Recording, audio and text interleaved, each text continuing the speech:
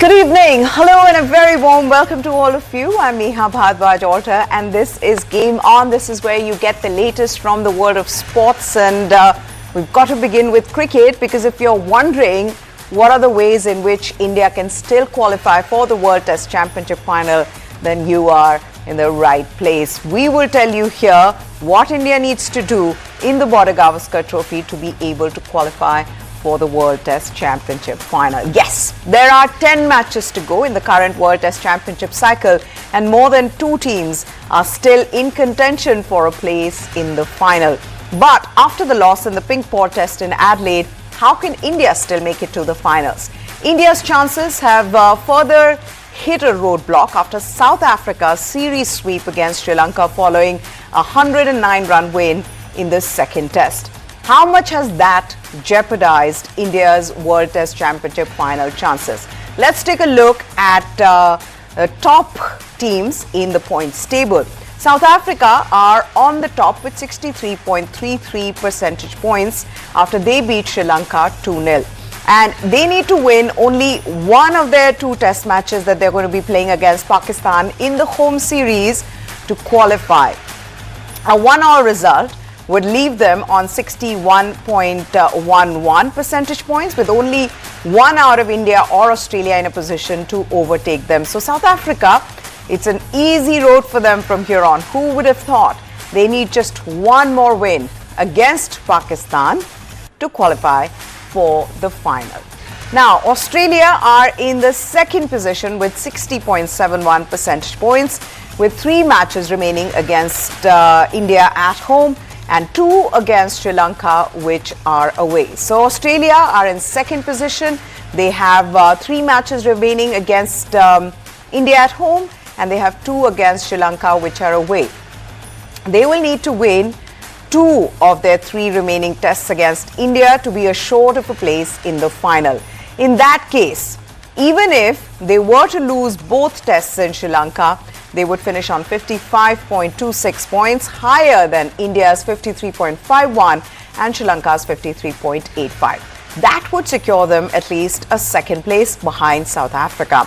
However, if they were to lose 2-3 against India, India are going to be able to climb up to 58.77, in which case Australia would need to win both tests in Sri Lanka to surpass India. Now let's talk about what India needs to do. India are in the third place with 57.29 percentage points after their loss to Australia in the Adelaide test. So India have 3 tests remaining against Australia, like I just told you. They will need 2 wins and a draw from their remaining matches to be certain of a place in the final. That would take them to 60.53 percentage points and assure them of at least second place behind South Africa, as Australia can only finish on 57.02 percentage points, even with a 2-0 win in Sri Lanka. Now, if India managed to win the Gavaskar Trophy 3-2, they will finish on 58.77 points. But Australia can still finish right behind India by winning a test against Sri Lanka 1-0. If Australia beat India 2-3, then Rohit Sharma and company will end up with 53.51 points, a scenario that can push India behind Australia, Sri Lanka and South Africa. At 53.51 points, India can only reach the WTC final if South Africa lose both their tests against Pakistan and at least 1 Australia-Sri Lanka test is drawn.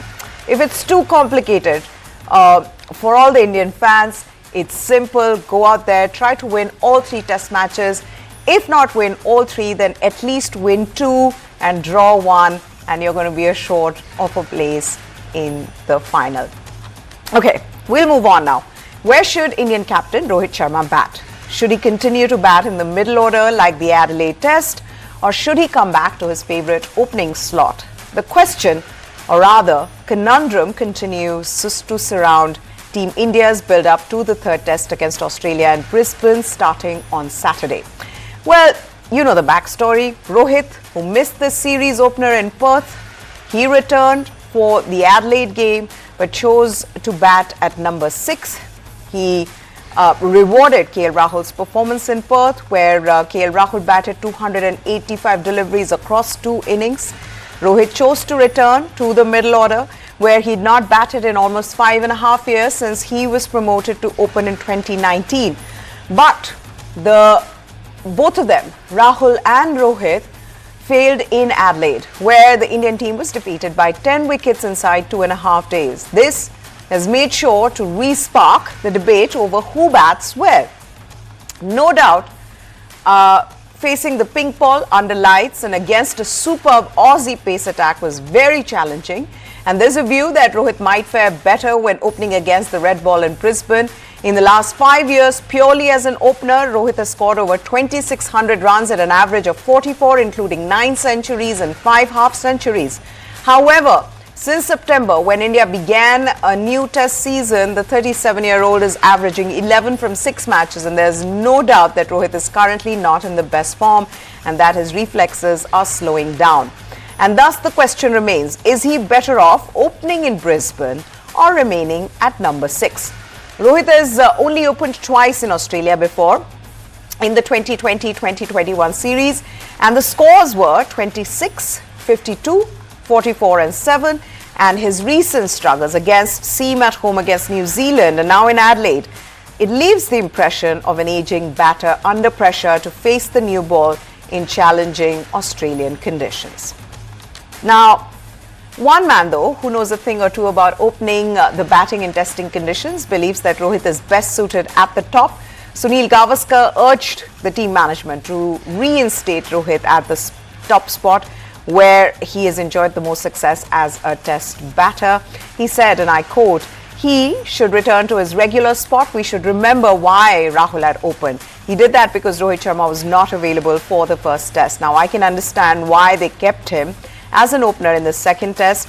He had a 200-plus partnership with Jaiswal. But now that he couldn't score in this test, I feel Rahul should go back to number 5 or number 6 and Rohit Sharma should open. If Rohit scores quickly in the beginning, then he can score a big century also later."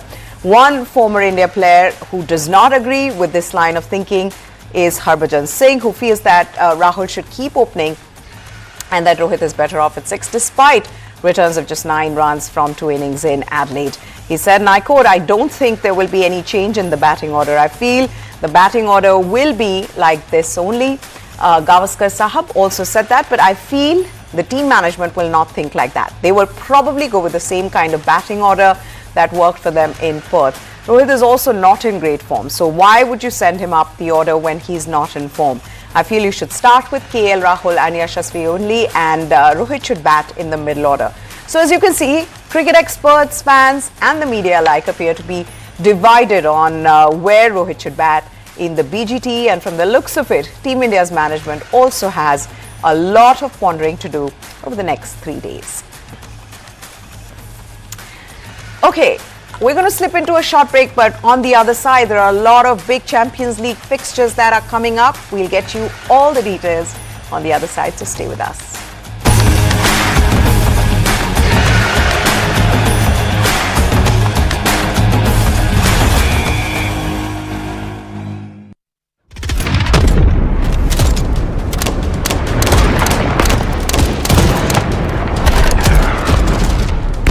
In the chaos of battle, one weapon stands as a silent reaper of the battlefield. It can kill at ranges of over 3 kilometers. Just one precise shot can shatter enemy lines, disrupt entire formations, and tip the scales of war. This is a weapon born in Bharat, and it's crafted to take on the best in the world. This is the Triple S Defense Sabre, and you're watching Guns of India.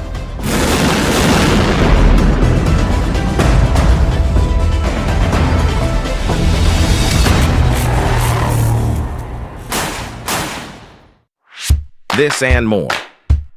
Streaming on News 9 Plus. Subscribe and get free vouchers. Jonty Rhodes and Alan Donald, they're kind of the reason why I started playing.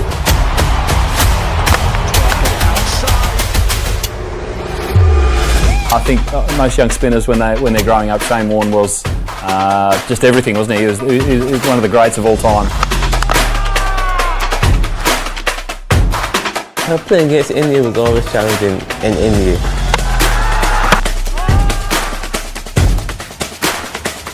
We're not allowed to bowl a bouncer, so that tells you that they want to see runs on the board. Clean ball. It's totally different era you in and we are in. This and more. Streaming on News 9 Plus. Subscribe and get free vouchers.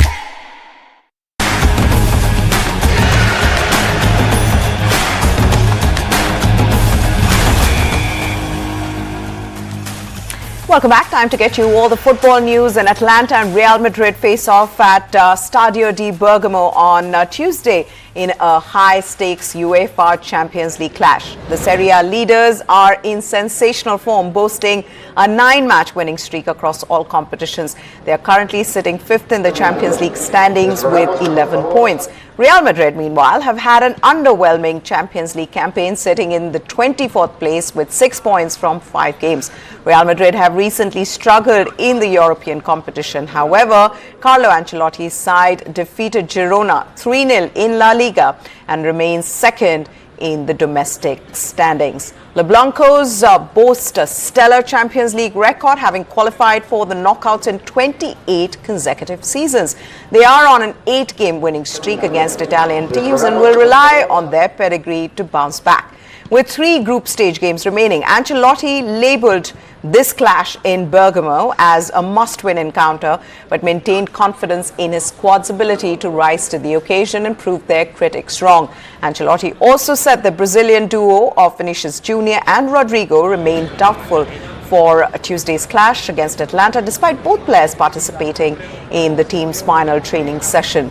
Despite finding themselves in an automatic qualification spot, Atalanta head coach Gian Piero Gasperini was wary not to let the standings suggest his side were home favourites. Listen in.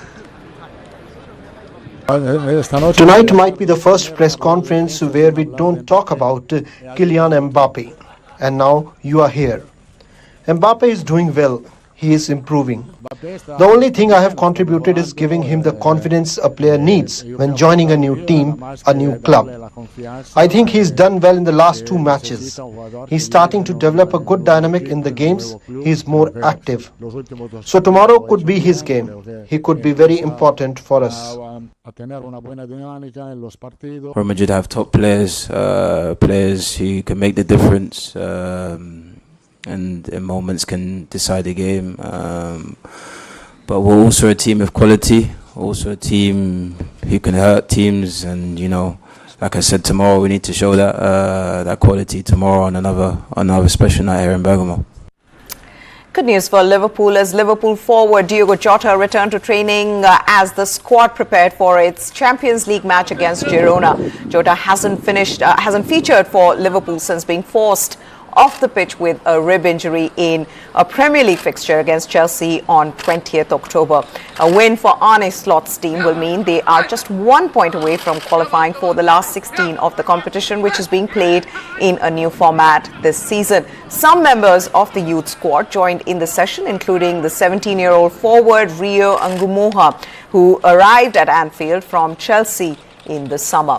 Liverpool have won all 5 of their Champions League games this season, with victories over AC Milan, Bologna, RB Leipzig, Bayer Leverkusen and current holders Real Madrid. Players like Ryan Gravenberch, who's played every match for Liverpool in the Champions League this season, have had an extended period of recovery ahead of this fixture after the Merseyside derby was postponed for safety reasons when the west coast of England was hit by Storm Durag on the weekend. Liverpool coach Arne Slot said he's impressed by Champions League opponents Girona despite the Catalans' domestic struggles this season.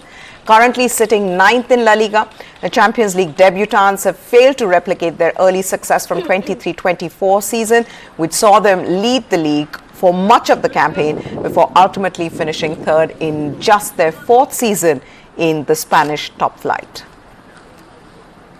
we have to be again on top of our game tomorrow to get a result over here. I think it's really special what they've done here, particularly last season, but even this season still. I just made the comparison. They were coming close to becoming the Leicester City of England for a few years ago. They were competing for the league title. With this budget, probably means how good of a manager Michel is. So yeah, now everybody is really fit because we skipped the game on Saturday. So there's no reason to rotate from the last match. Maybe there's a reason for the upcoming match, but there's also three days in between that one. So yeah, we will start like all the other games we've started with a very good team tomorrow. Bayer Leverkusen head coach Xabi Alonso said that his side was going to face one of the best teams in Europe ahead of their Champions League clash with Inter Milan on Tuesday. Facing the reigning Italian champions was going to be a great challenge, but with home advantage. Alonso said he had great expectations for his side. The reigning German champions are in 6th place in the Champions League table on 10 points and are on track to automatically qualify for the last 16. Inter are in 2nd place on 13 points, having scored 7 goals and having conceded none in 5 Champions League matches so far. They won 4 and drawn 1 of their 5 matches. Inter have defensive concerns though, as Denzel Dumfries has not travelled due to a high fever, which has further depleted their backline. There are also worries over Tahon Buchanan's reported muscle fatigue and an injury scare for centre-back Alessandro Bastoni in Friday's Serie A win over Parma. But Inzaghi remains upbeat, saying that everyone has absent players at the moment and stressing that he has total confidence in everyone. And for sure, we are facing one of the best teams in Europe. It's going to be a great challenge, but as well for us, we want to see where we are, and we are playing home. So great expectations from our side. Hopefully, we will be ready, and it's going to be a big challenge. A lot of things. It says that it's a team that they have had this consistency, not just this year, for the last years in Champions League, in Calcio, in Scudetto. They are very strong. They have a very solid squad, very clear idea what they want. They know where to take the games, so they play with a lot of maturity, and for sure it's one of the best teams. So it's like I've said, it's going to be great to play against them, and we are. Hopefully we will be ready for a big game tomorrow. Well, it was seen as an end of an era when we saw both Lionel Messi and Cristiano Ronaldo not in the nominees list for the Ballon d'Or. Now, no Lionel Messi or Cristiano Ronaldo in Men's World Team of the Year. The all-time soccer greats did not make it to the team organised by Global Players Union FIFPro on Monday. The 37-year-old Messi, who plays for MLS side Inter Miami, and 39-year-old Ronaldo, who plays for Al Nassr in the Saudi Pro League, were the only players not with European clubs voted into a 26-man shortlist by FIFPro last week. This year's Team of the Year featured 6 players from record 15-time Champions League winner Real Madrid and 4 from Premier League heavyweight Manchester City, with Liverpool standout centre-half Virgil van Dijk, the other player selected. The World 11 was voted for by professional players from 70 countries. City's Edison is in goal, with Madrid duo Dani Carvajal and Antonio Rudiger partnering Van Dijk in defence. A stellar midfield saw Jude Bellingham, Toni Kroos picked alongside playmaker Kevin De Bruyne and Ballon d'Or winner Rodri from Manchester City. Prolific City striker Erling Haaland is teamed up with Kylian Mbappe and his Madrid clubmate Vinicius Jr. in what is a star-studded attack. It's the first time since 2006 that Messi has not been selected. Argentina's World Cup winner and record 8-time Ballon d'Or winner holds the record after being voted into the team 17 times. Ronaldo has been selected 15 times but last appeared in 2021. FIFPro has invited the world's professional footballers to choose their men's team since 2005 and the women's team since 2015. It is the only global football award decided exclusively by the players. Okay, Fiorentina midfielder Eduardo Bove. He is to have a removable heart starter device implanted following his recent collapse during a Serie A game. You remember this. We reported on this story. Bove, who collapsed on the pitch during Fiorentina's home game with Inter Milan on 1st of December, leading to the abandonment of that game. He will have an operation, which is part of their medical protocol before he can be discharged from hospital. An implantable cardioverter defibrillator, a type of pacemaker which can prevent fatal cardiac arrest by discharging a jolt to restore a regular heart rhythm, is not permitted in Serie A. Once all the results of the medical examinations carried out in recent days on this 22-year-old Italian have been collected, Bove can then decide whether to have that device removed, which would allow him to return to play in the Italian league. Denmark's Christian Eriksen, he was unable to continue playing for Inter Milan after having an ICD fitted following his cardiac arrest in 2021 during a European Championship match, and he later joined Brentford after the Serie A club terminated his contract. On to chess, and what a comeback it was for Ding Liren as he levelled the score in the World Chess Championship on Monday with a win in Game 12 over D. Gukesh. Ding bounced back from a tough loss in Game 11 with a masterfully accurate showing to tie the series at 6-all, heading into the final rest day with 2 games remaining in that $2.5 million 14-round event in Singapore. At 18 years old, India's Gukesh is already the youngest challenger in the tournament's 138-year history and would overtake Russia's Garry Kasparov, who dethroned his compatriot Anatoly Karpov, aged 22 in 1985 as the youngest ever world champion. 32-year-old Ding meanwhile beat Russian Ian Nepomuceni to claim the crown in 2023 after world number 1 Magnus Carlsen, who had been world champion since 2013, relinquished his title citing a lack of motivation. Prior to upsetting the odds with a win in Game 1, Ding had plummeted to 23rd in the world rankings after going 28 classical games without a victory and was seen as a long shot to retain his title. But not anymore. He has made a brilliant comeback, and it's going to be exciting to see the last 2 games and to be able to figure out who eventually will end up winning the title. And of course, as an Indian, we are rooting for D. Gukesh. With that, time for us to wrap this show up. Hope you enjoyed it. We love bringing it to you every day, every weekday. For now, goodbye. Thanks for watching.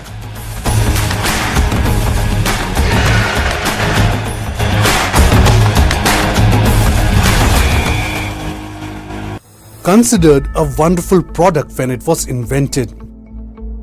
It solved many problems of human lives. We are talking about plastic. Did you know the plastic in your house is as old as the oldest person in your family? India almost produces somewhere around 9.3 million metric tons of plastic every year. It is not dissolving, it is not evaporating, it is not vanishing from sight, it is just breaking down into our soil and ocean. So plastic is just going to be there. So we need to go back to the questions, we need to go back to the start. When did water bottles come to our consciousness? Why was it marketed like that?